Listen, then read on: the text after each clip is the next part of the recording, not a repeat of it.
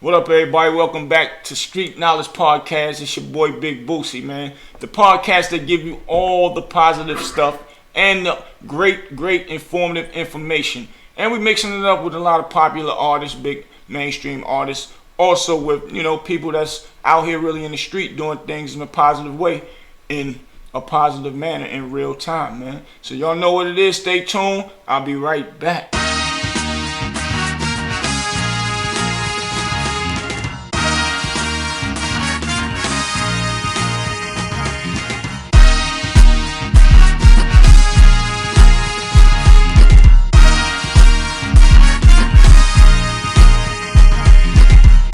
What up? I'm back, man. Street Knowledge Podcast. This segment right here is one that I really had to do because it's about women that don't get acknowledged enough out here. And it's all about our women, man. If it wasn't for women, this planet wouldn't be spinning on this earth. So this segment, I call it Real Stand-Up Women. It's about women that actually been incarcerated. It's about women that actually was incarcerated that didn't do any telling or no snitching and held it down and came home and back into society and doing all the right things. So I got somebody real big for y'all right now. Her story is tremendous. It's heartfelt, and it's somebody that's about real things, and she actually was really outside doing real things in her younger days growing up. So y'all get ready. I got something hot for y'all. Big, very interesting. A great person, a great friend of mine. Her name is Ebony Thomas, man. Y'all give it up for Ebony Thomas, man. What's up, Eve? What's going on? Good afternoon, fam. Good afternoon. So yeah, well, this is my first segment of Real Stand-Up Women. And I've been telling you I was gonna do that for the longest, but we had to shut down for a minute, due to the bad COVID situation and stuff. So now we back, man. And I told you're gonna be the first that I grab, and you're gonna be the first that I grab, man. So tell us let the people out there know about Ebony growing up as a young woman and where she come from. All right. I grew up, first, I'm from a very country town called Dayton, North Carolina. I grew up there as a younger woman, and then I left, like when I was in the 7th grade, I moved to High Point, North Carolina. Right. I grew up in High Point, and I went to high school in High Point. And I jumped off the porch in High Point. Wow. So that was my thing. I wanted to ask you, how was school? How was your schooling growing up? Did you stay the whole 12 years, or being that you said you jumped off the porch early, what was jumping off the porch early for Ebony? Well, jumping off the porch for me was actually when I graduated from high school. But doing all through my high school years, I used to skip school. I barely graduated from high school. I had to go to night school to graduate from high school. So I had started kind of on a bad track my 12th grade year. Right. Started hanging out with the wrong crowd around about my 12th grade year. That's when my life started to turn. Right. So My 12th grade year. So that's when life started changing. So okay, so at this point we could say Ebony was a strong-minded young woman doing things that the average 12th grader wouldn't be doing. At first, see, when I was raised by my grandmother, and I was in modeling school. I took all different types of dance, from ballet, tap, jazz. I didn't grow up with a bad background. I make sure that I tell people that I chose the path that I went. I come from a very good family. But like I said, I started hanging out, and I met a guy. He was much older than me. He was like 6 years older than me when I graduated from high school. And he was like one of the biggest drug dealers in High Point at the time. Right. And he introduced me to basically the game. Okay. So how long was you and that guy together, particularly? Off and on for over at least 10 years. So basically, it's safe to say he kind of molded you to the streets and taught you a little bit of that street knowledge that you have or? Oh, he definitely taught me. He taught me the game. He introduced me to selling drugs. And I didn't know anything about selling drugs until I met him. I didn't Right. know any. And once Okay. I met him, he taught me the whole game about selling drugs. And I started selling drugs in 1996. I caught my first drug conviction, prison conviction, in 1998. I went to 1998. 12 months. Yes. I was in my 20s then. So I went to prison at an early age for the first time due to a drug conviction. That wasn't that was your first time or the That was first my and first last? time. First and last time? No, I went to prison twice. Okay, I we're went gonna to get prison. into that. I don't want to Okay. cut you off. We're gonna get into that because that's where it gets serious. At I just had to know because I never knew. This is my first time. Long as I've known you for years, I didn't know you went to jail You twice. didn't know me. I was younger then. That's why. Right, and you never. I was like about 25. Wow, and you never 12 brought that months. up. Right, I didn't know that. See, that's something new to me. All right, cool. So now you and the first guy that you learned street life from, and y'all broke up or whatever, and you getting, you probably dated another man, or well, I know you have dated other men. You're a grown woman, so you having a strong mind, as a strong-minded woman. What was it like dating men that know that you're strong-minded? Could they handle your strong mental, being a alpha woman, real dominant mentally? No, not at all. Not at all. Because the thing about most men, they can't accept women that make their own money. Like a lot of men take that as, some men get jealous. Some men, and me, see, I knew how to make my own money. Right. And that's what made relationships kind of difficult for me because I never needed a man for absolutely anything. Most of the time, I supplied them, and that's just being honest. Right. So most of the time, men couldn't handle because I was dealing with other men when I would do business. So it didn't go good for me as like being in a relationship. And that was me. That's why I didn't really have no relationship all during the time when I was selling drugs because most of the time, guys didn't want me dealing with other guys. And that wasn't going to happen because I was going to make my money regardless. Right. So that was the flack, or should I say that was the elbow into a relationship. Yeah.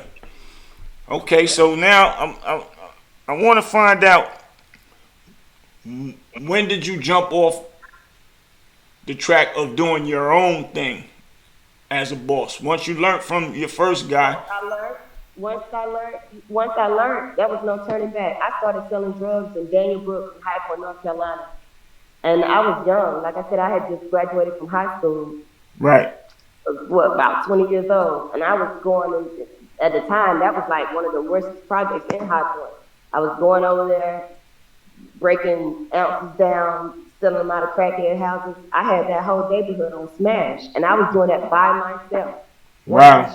The game showed me how to weigh, bag up. That was it. That's all I needed to see. And once he showed me that, I just piggyback off what he showed me, and I took off. I took off. Right. Wow. Yeah, I used to see you in something fly all the time. If it wasn't the gears, something riding nice. That's a fact. So, what's the life lessons of a queen pin about? That's the life lessons that, and that's why I go around now and I speak to the youth. That's all I do. I try to educate the youth because they don't know the real story. And the thing is they don't know, like me. I was sentenced to 10 years. I did 10 years, and then I was sentenced off a sentencing grid. And that's one thing that I know the youth don't know about. They don't talk about that in rap songs. They don't tell you that. See, what I did as I was getting in trouble all my life, I did not know at the time that I was racking up I was building a level. It's levels to getting sentenced. Right. And as I kept getting in trouble, I didn't know that it was, making me a prior higher record level, to get sentenced. And that's one of the main things I want to inform the youth about, that you don't know about. You might be thinking that you're getting away, but no.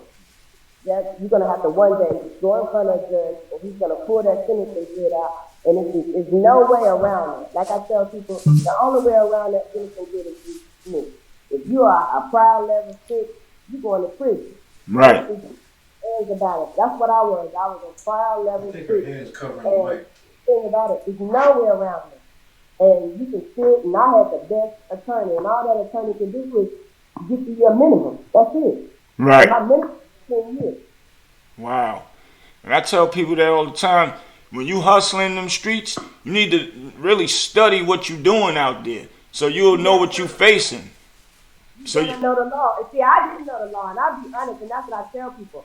I was ignorant to the law, so that's what I'm out. I'm going out into the community, these low-income communities, and I want to educate them. That's the thing. Nobody never told me that my prior level is going to give me a lot of time. Nobody never told me that one day it's going to add up and I was going to have to owe the 60. See, that's what you do. When you keep racking up sentencing, all you're doing is really gaining up what you're going to have to one day owe the system. Right.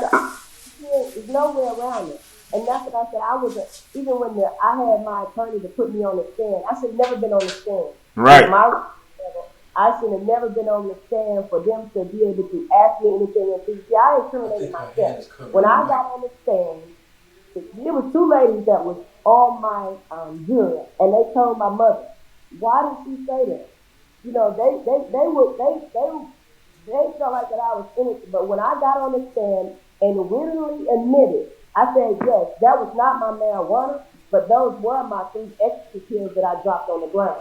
Right. I'm thinking, ecstasy pills, they would just put me like in a drug program, blah, blah, blah. That's what I thought. Honestly, I thought that. I would have never admitted that. I got up on the stand and it did it. Your mic is going out. I don't mean to cut you off. Okay, they only. There we go. Her hand, her hand. Make sure your hand not covering your mic. Okay. There we go. Can you hear me now? Excellent. And the thing about it, they only needed 1 conviction to give me the habitual.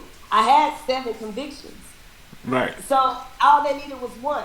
When I got up on that stand and admitted to that 1, that I hung myself. That did it.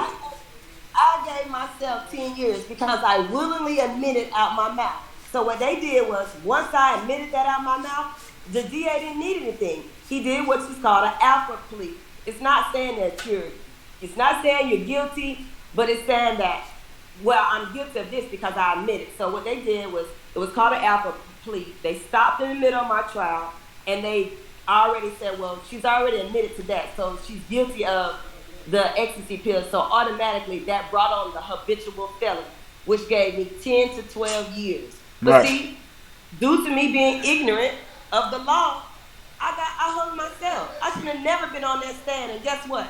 I had a powerful attorney.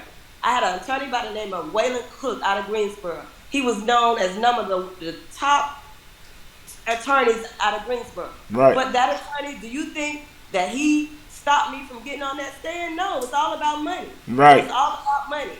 He could have stopped me. He knew that I had no business up on that stand. Mm-hmm. That's crazy. You have to educate yourself. That attorney, it's not his job to educate you. It's his job to do his job to make money, not to educate you. And right. That's the thing. We have to get educated. We need to know what we up against, what we facing. See, we just think that we out making fast money, that we selling drugs. It's other stuff to that. Yes. It's a lot that comes along with that. Yes. I always tell my youth, it's a other side to it. All the cars, the glamour, the pretty girls, the jewelry, all that look good. You can do that for as long as you can do it. You can do it 20, 30 years. It take them one time to catch you. Then you done. And I always tell them they need to study what they doing because it's a point system in the federal government when you're in that federal courtroom. It's a point system. And when they created that, that created a real downfall because the majority of our color is going in there and they reaching that point system. Because like you said, it stacks up. If you did something from 2 years ago, then you get in trouble a year later after. All that adds up. So once it turns over to federal, they utilize all your old stuff and bring it up with your new stuff. And that's how they add those numbers up. And then it puts you in a bracket of how many years you are facing. And that's messed up. But I don't mean to interrupt you, but not even just federal, because I did 10 years state. in North Carolina, and in North Carolina, there's no statute of limitations to your felonies. And that's what happened. My same conviction that I got in 1998, they used that same conviction Oh, wow. in 2009 to help convict me of the habitual felon. The North Carolina law is 3 strikes law, and that's what I was sentenced under, the habitual felon law, which is mean 3 strikes. Right. Once when the DA tried to get me to tell on someone. So after I refused to tell on who they wanted me to tell on, I got a letter 4 months later in the mail saying that I was going to be indicted by a grand jury. At first, I wasn't facing 10 years. Right. They came with me with a plea. I turned the plea down. I turned down who they wanted me to set somebody up. I refused that. So when I refused to be a snitch, what they did was, that's when they sent the letter in the mail. And because it's up to a jury. Like if you on your third, they could have let that 3 strikes slide, but they didn't. They was upset with me already because I didn't want to work. So right. For their defense, what they used against me was say, well, okay, well, she don't want to work with us. We're going to indict her on the habitual felon. And so they indicted me on the habitual felon, and I went from facing 60 months to 120 months. Wow. That's deep. That's deep. So after you get your time, and I always ask this question, knowing, and you a female, so I know it's more rough on you guys as a female, but once again, you are a person that stepped off the porch early. You was really ahead of your time mentally, so you have both mentalities to think like a man as well and as a woman.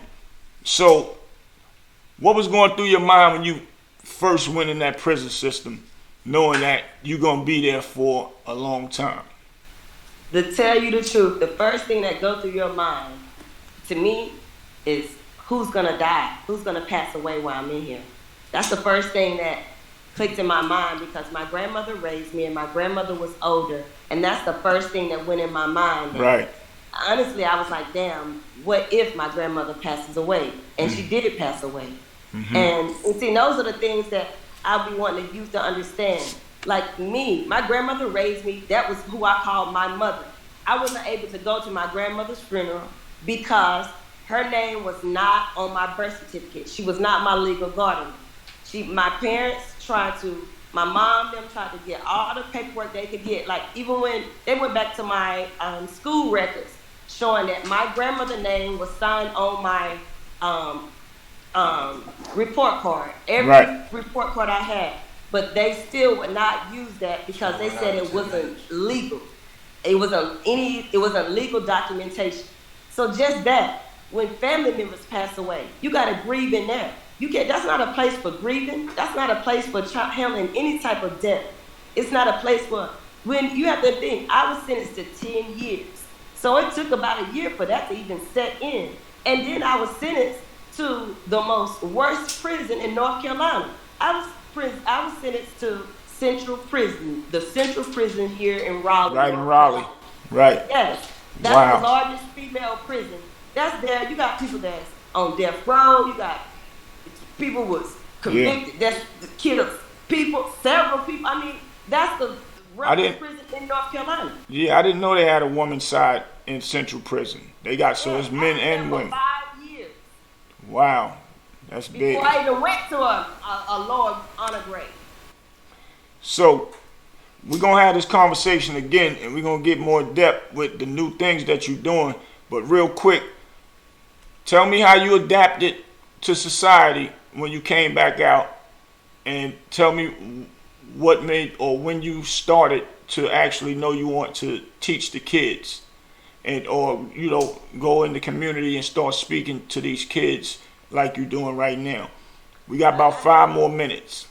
Okay, I knew it from the time I got out. I had already said I want to be able to help somebody where people didn't, like, a lot of people saw what I was doing, but nobody never pulled me to the side and say, yo, listen, you need to stop. Like, nobody never pulled me to the side and had a deep conversation with me and saying, listen, you doing this, you doing this. That's what I want to do with these youth. I want to sit and have a one-on-one talk to them, find out what's going on, because I want somebody, if I can just stop one from going to a jail or a prison, then you're doing my something. work is not in vain. That's big.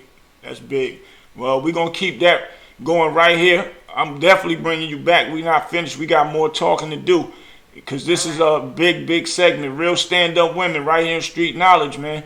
And guess what, y'all? You won't get it no realer than the person that actually been there, man. She's been there, done that. Y'all look for her. Y'all gonna see me hanging with her too, running around and doing some of the community speakings, because that's what Street Knowledge is all about, man. And I appreciate your time, and definitely stay ready, because we coming back. We flooding this. We get ready to do some big things, you and I. Yes. We get ready to attack all these communities with these youth. It's all about the youth. We gotta stay, we gotta give back. It's about giving back to the community, making the community better. See, Facts. most of these, we have written off these communities. No, we can't write them off. We gotta, and we have to do it. It's nobody else's responsibility but ours. Well, guess what? Our community.